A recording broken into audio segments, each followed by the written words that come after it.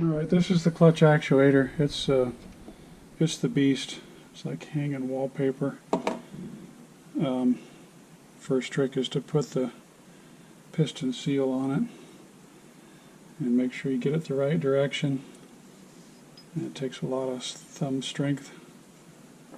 It needs to go that way. So we start it like a bicycle rim and push like heck. Okay.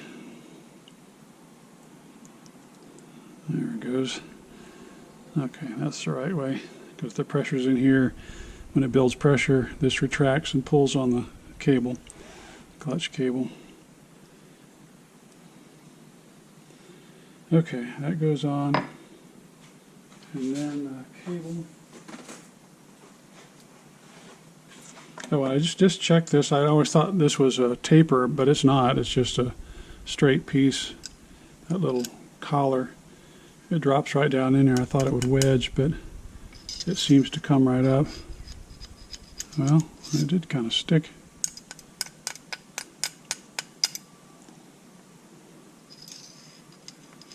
Yeah, it's kind of sticky. Must have a little bit of a taper. I'll be darned. Okay. I was right. I thought I was wrong. I don't see a... Yeah, there's a little... Yeah, there's a little shoulder in there. Okay, so it does. It's pretty snug fit down in there. But one time I had this collar, the cable pushed back when I was just temporarily assembling stuff, and the cable slipped down, and that collar slipped off, and you're screwed because there's no way to get this piston out of the bore. Well, on that particular one, I think I shot it with air hose and managed to blast it out. But you really don't want that to come off. That would be bad times. So, okay, what am I missing? Oh, I got to get the cap. Just like with all of them, check to make sure there's no crud in here. I like to clean that little groove out just because I can. And then that O-ring groove needs to be nice and clean so it can seal.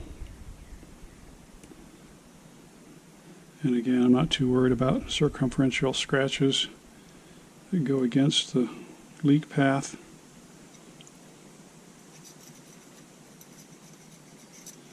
This one's pretty clean. I just dropped it in ultrasonic cleaner with that extreme simple green stuff.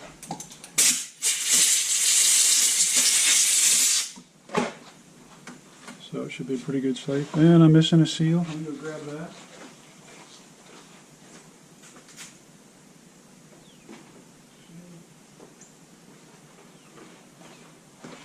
Okay, getting there.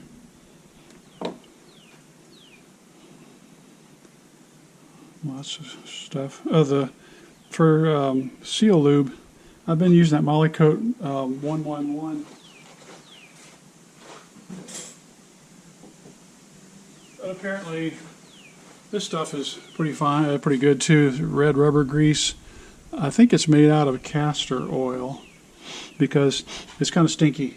And we smelled a bottle of liquid castor oil, and it smells the same. So I read somewhere that's what it's made out of.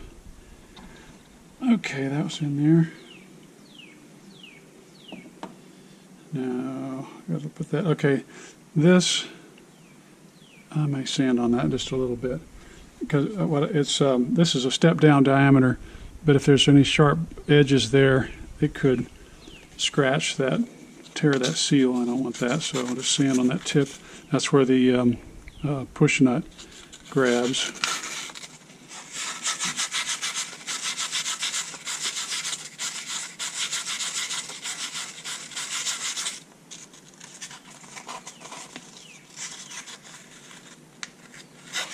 I'm trying to keep sand and crap from getting into my hydraulics here.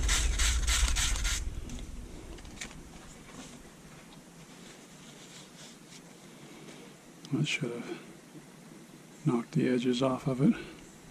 And this gray coating is hard anodized, and it's real good. It's a hard wear surface.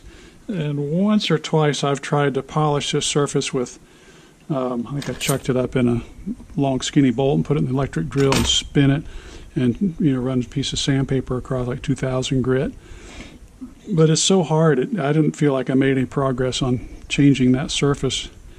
Mostly you just don't want any scratches or gouges in it. No tool marks, you can't tolerate them down here where that seal runs. Okay, let's see. Is there a star on this one? No. Oh, yeah, well. I don't want to forget any pieces, that would be kind of bad. I think that goes on there like that, and like that. It's like a backup. What am I forgetting? That's a seat for the spring. Probably good to have that on there. Okay. So that, I need to look at my own picture. Nope, it goes through there.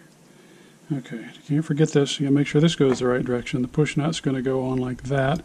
Little fingers are flipped up this way, so you can push it on later. That's gonna go that way. And this guy, oh, and I need a boot. I do need to look at my picture.